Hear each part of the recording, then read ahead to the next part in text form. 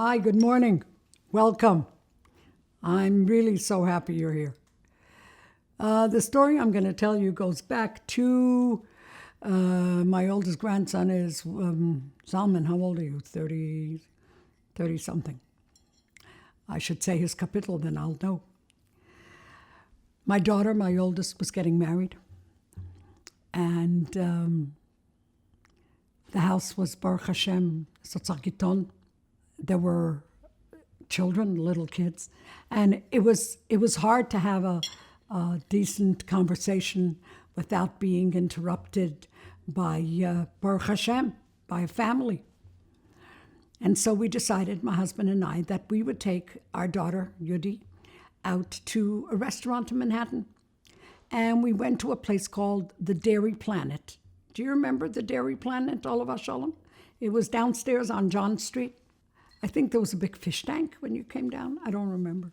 Anyhow, so we went to the Dairy Planet, and right next to us there was a family. We're trying to talk to our daughter. She's getting married, having our conversation, our parent to child, without our other children around.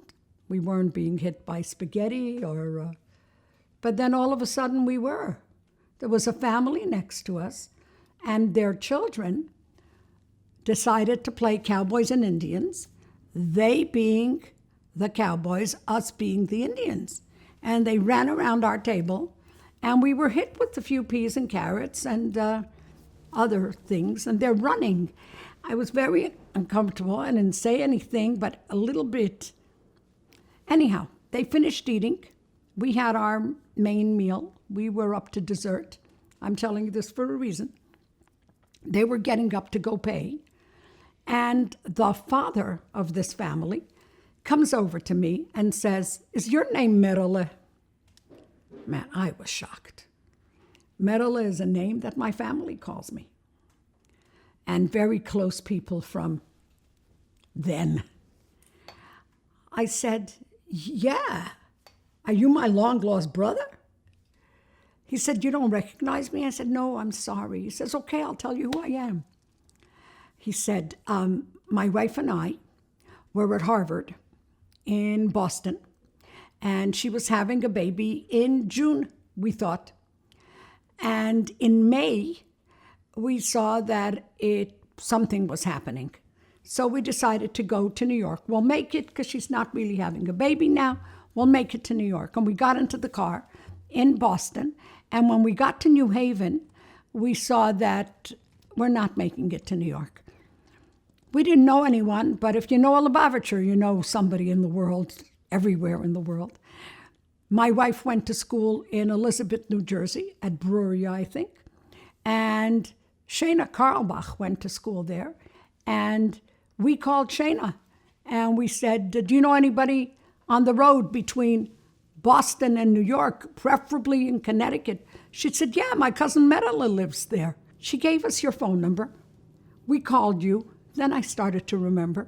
You called your doctor, Dr. Krosnick.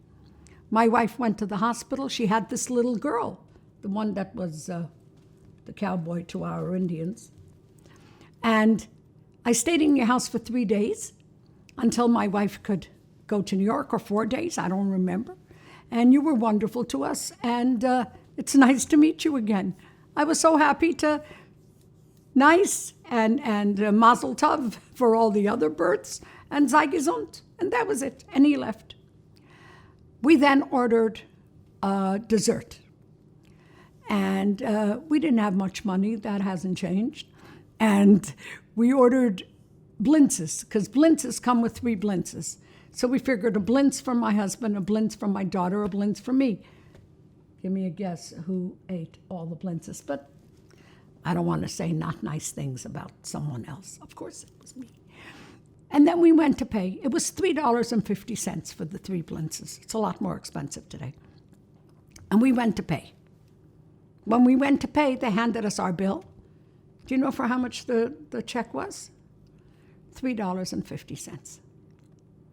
Because that fine gentleman paid our whole meal to that point. Isn't that incredible? To this day, before I go into a restaurant, I want to scream, "Does anybody know me?" so that maybe I could buy a more expensive main dish. I think it's a wonderful story. Who do you owe a thank you to? Maybe call them. Maybe send them a little something. Just be aware.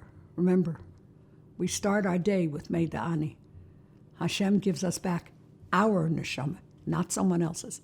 Our neshama, because we still have work to do. Say thank you to whoever you need to. Thank you very much for being here. L'chaim b'virchas Mashiach now. Thank you.